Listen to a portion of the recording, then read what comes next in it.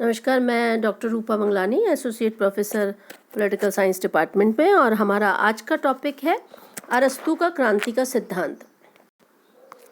तो जैसा कि हम जानते हैं कि यूनानी नगर राज्य जो राज्य थे, उनकी सबसे मुख्य विशेषता राजनीतिक अस्थिरता थी। अरस्तू ने स्वयं इस राजनीतिक अस्थिरता के दुष्परिणाम देखे और इसीलिए इसने अस्थिरता को दूर करने के लिए ही उसने क्रांति का नाम दिया है। इस अस्थिरता को वो क्रांति कहता है और उसे दूर करने के उपाय सुझावित करता है। तो उसकी किताब है पॉलिटिक्स। उसके 7वीं पुस्तक में उसने राज्य में क्रांति क्यों होती है और क्रांति का कैसे समाधान किया जाए, प्रतिकार किया जाए, ये उसने बताया है। तो अरस्तू ने 158 देशों के संविधानों का अध्ययन किया और उसके आधार पर उसने विवेचन प्रस्तुत किया। तो सिबाइन अरस्तू के बारे में ये लिखते हैं कि इस विषय से संबंधित पॉलिटिक्स के पृष्ठ उसकी राजनीतिक सूझबूझ और यूनानी नगर राज्यों के शासन का अधिकारपूर्ण ज्ञान प्रकट करते हैं। तो अरस्तू सबसे पहले क्रांति की परिभाषा देता है और उसके बाद क्रांति के कारण बताता है और फिर क्रांति के प्रतिकार के उपाय बताता है। तो हम आज पढ़ेंगे अरस्तू के अनुसार क्रांति की परिभाषा क्या है और क्रांति के मुख्य कारण क्या है, और अगले लेक्चर में हम क्रांति के प्रतिकार के उपाय पढ़ेंगे। तो अरस्तू के अनुसार क्रांति क्या है? तो वो कहता है कि राज्य संविधान या शासन में होने वाला प्रत्येक परिवर्तन क्रांति है। तो क्रांति के मुख्य रूप बताता है वो कहता है कि पहले से स्थापित शासन व्यवस्था के स्थान पर दूसरे शासन व्यवस्था को स्थापित करना ही क्रांति है। उसका ये कहना है कि जैसे चेंज हो अगर गवर्नमेंट में तो क्रांति हो जाएगी। दूसरा वो कहता है कि क्रांति किसी शासन व्यवस्था के आधारभूत तत्व की मात्रा को परिवर्तित करने के लिए की जाती है। जैसे जनतंत्र को अधिक या कम जनतंत्र बनाना हो, या कोई शासन व्यवस्था उसको कम या उसका अधिक रूप बनाना हो। तीसरी बात वो ये कहता है कि यदि शासन व्यवस्था के स्वरूप को चेंज नहीं किया जाए, अपरिवर्तित रखा जाए, लेकिन शासन करने वाले व्यक्तियों में कोई परिवर्तन हो, तो वह भी क्रांति का ही एक रूप है। विशेष बात यह है कि एक देश के शासक वर्ग में जो चेंजेस होते हैं, परिवर्तन होते हैं, चाहे उन परिवर्तनों में शासन व्यवस्था का मूल रूप प्रभावित रहे, अरस्तू उसे क्रांति की संज्ञा देता है। तो इस प्रकार अरस्तू ने क्रांति के मुख्य रूप बताए हैं। अच्छा, क्रांति के जो कारणों का विवेचन करता है अरस्तू, तो वो बताता है कि क्रांति के सामान्य कारण होते हैं, क्रांति के विशेष कारण होते हैं, और तीसरा वो कहता है कि राजनीतिक व्यवस्था के अनुसार भी क्रांति के कारण होते हैं। तो सामान्य कारणों में वो क्या क्या कारण बताता है? वो कहता है कि क्रांति के सामान्य कारण हैं असमानता और अन्याय। जहाँ तक असमानता का सवाल है, तो अरस्तू ये कहता है कि असमानता का अंतकर समानता की प्राप्ति की लालसा रहती है, और समानता के 2 रूप होते हैं। एक होता है पूर्ण समानता, पूरी तरह से समानता, और दूसरी होती है आनुपातिक समानता। सर्वसाधारण जनता पूर्ण समानता में विश्वास करती है और ये महसूस करती है कि शासकों के समान होने के बावजूद भी हमारा उचित अधिकार हमें नहीं मिल रहा है। आनुपातिक समानता का अर्थ योग्यता संबंधी समानता है, और विशेष वर्ग आनुपातिक समानता की मांग करते हुए यह महसूस करता है कि धन तथा योग्यता और अन्य बातों की श्रेष्ठता के अनुपात में उन्हें राजनीतिक शक्ति में अधिक भाग नहीं मिल रहा है। पूर्ण और आनुपातिक समानता के इस पारस्परिक अवरोध का परिणाम ही क्रांति है।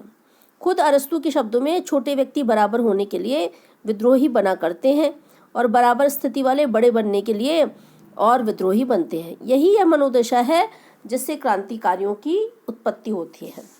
दूसरी बात वो कहता है कि अनजस्टिस, अन्याय के कारण भी क्रांति होती है। तो वो कहता है कि क्रांति का मूलभूत कारण अन्याय है। यदि एक वर्ग को जितना वह पाने का अधिकारी है वह नहीं मिलता, तो दूसरा वर्ग जो है उसे ज़्यादा मिलता हो, तो असंतोष का उदय होता है, और यह असंतोष ही क्रांति को जन्म देता है। क्योंकि अरस्तू ये कहता है कि न्याय और मित्रता राज्य के नैतिक आधार हैं, इसीलिए अन्याय और दुर्भावना असंतोष और अस्थिरता के सबसे बड़े कारण हैं। इसी प्रकार अरस्तू ने कुछ विशेष कारण भी बताए हैं। तो विशेष कारण कौन कौन से हैं? भय। वो कहता है कि भय 2 प्रकार के व्यक्तियों को क्रांति के लिए प्रेरित करता है। कौन कौन से ऐसे 2 प्रकार के व्यक्ति हैं? पहले वो जो अपराध से बचने के लिए वो क्रांति करते हैं, और दूसरा अन्याय का प्रतिकार करने के लिए। उदाहरण के रूप में उसने बताया कि रोड्स टापू के राज्य में जनता वहाँ के कुछ प्रतिष्ठित व्यक्तियों पर अभियोग चलाने की धमकियां दे रही थी, जिससे बचने के लिए उन्होंने जन शासन के विरुद्ध विद्रोह कर दिया।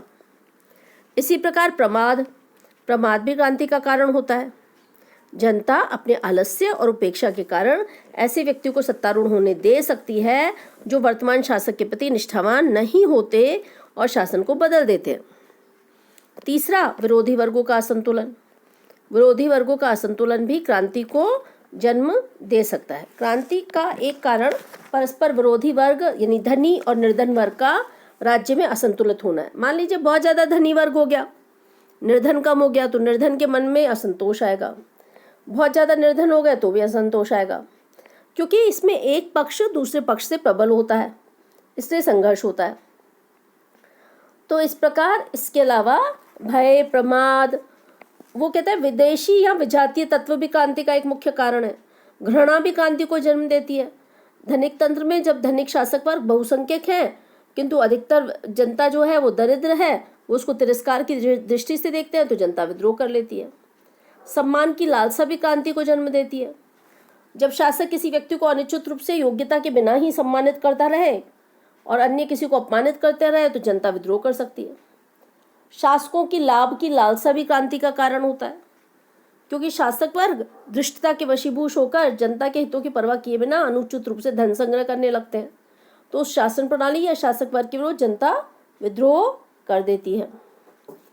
इसी प्रकार वो कहता है किसी प्रकार की उत्कृष्टता ये भी क्रांति को जन्म देती है।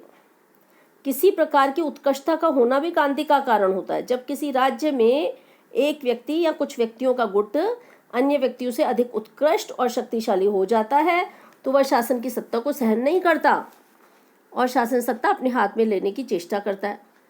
वो एग्जाम्पल दे के बताता है, एथेंस और आगोस के नगर राज्यों में ये चलन था कि शक्तिशाली बनने वाले व्यक्ति को राज्य से निर्वासित कर दिया जाता था। जो शक्तिशाली बन जाए उसको राज्य से निकाल दो, जिससे कि सत्ता पे कोई संकट नहीं आए। तो इस प्रकार अरस्तु ने क्रांति के विशेष कारण भी बताए हैं। इसी प्रकार वह विभिन्न राज्यों में अलग अलग शासन प्रणालियों में क्रांति के कुछ विशेष कारण भी बताता है।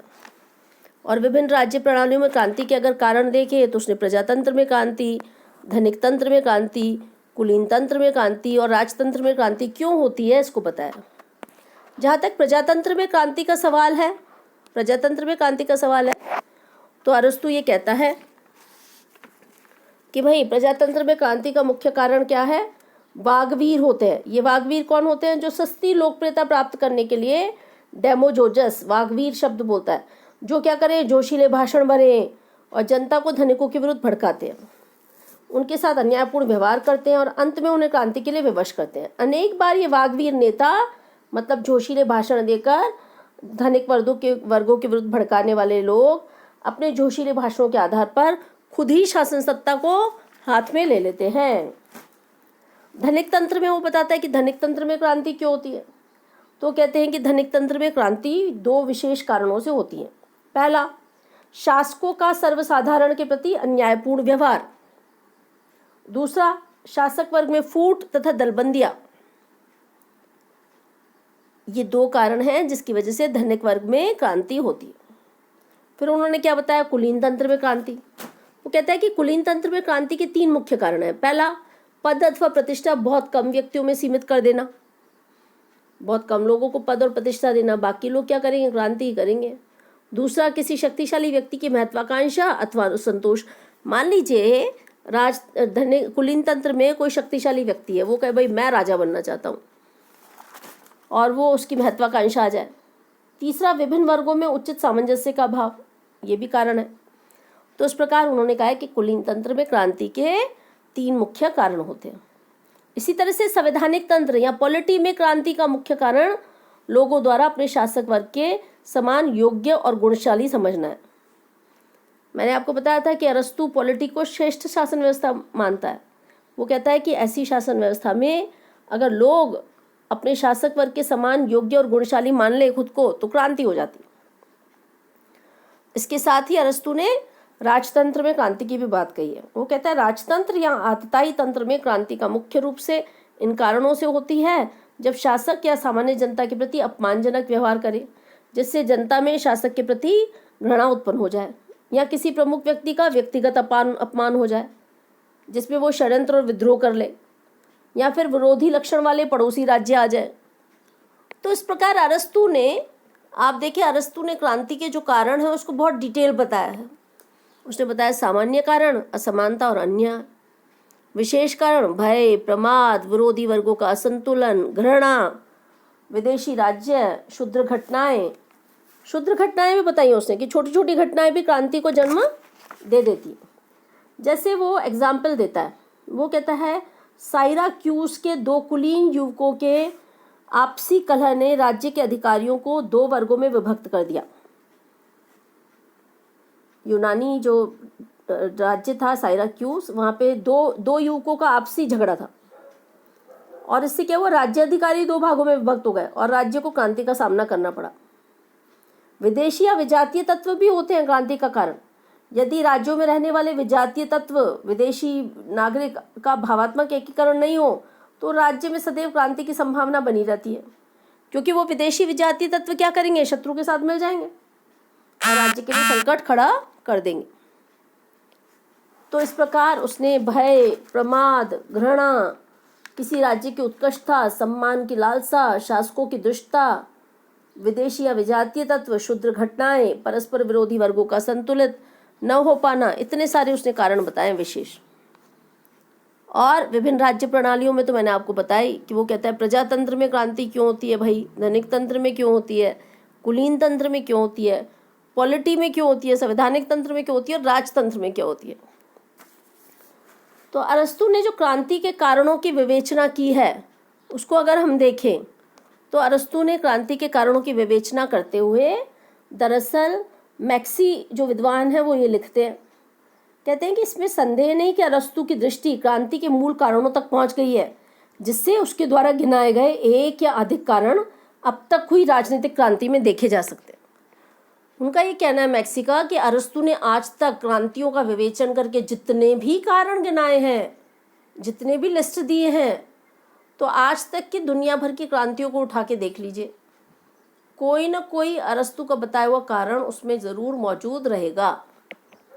इसलिए अरस्तु ने क्रांति के कारणों का बहुत डिटेल विवेचन किया है। तो आप इस टॉपिक को पढ़िए, अरस्तु के अनुसार क्रांति क्यों थी और क्रांति के मुख्य कारण क्या थे, और क्रांति के मुख्य कारणों की 3 कैटेगरीज आप पढ़िए। और हम जो है कल क्रांति के प्रतिकार के उपाय वो पढ़ेंगे, क्योंकि क्रांति के प्रतिकार के उपाय जितना उसने विवेकपूर्ण ढंग से क्रांति के कारण बताए हैं, उतना ही विवेकपूर्ण ढंग से वो क्रांति के प्रतिकार के उपाय भी बताता है। और 2 तरह के उपाय बताता है, सामान्य उपाय और विशेष उपाय। तो वो सामान्य और विशेष उपायों के माध्यम से वो बताता है भाई क्रांति का उन्मूलन कैसे हो। तो इस प्रकार हम देखते हैं कि अरस्तु के क्रांति के मुख्य कारण क्या है और क्रांति के विशेष उपाय क्या है। एक और बात, अरस्तु का नागरिकता, दासता, क्रांति, ये सभी सिद्धांत उसके सामाजिक व्यवस्था का एक भाग है। वो कैसा समाज देखता था, किस तरह से वो प्रथम राजनीतिक वैज्ञानिक के रूप में तुलनात्मक अध्ययन करता था और अल्टीमेटली राज्य की सुरक्षा कैसे करना चाहता है, उसके बारे में उसने ये सिद्धांत प्रतिपादित किए हैं। तो आप जो है अरस्तु के क्रांति के कारण और क्रांति की परिभाषा आज पढ़िए और हम कल इसमें प्रतिकार के उपाय जो है उसका अध्ययन करेंगे। तो कोई दिक्कत हो तो हम उस पर चर्चा करते हैं। धन्यवाद।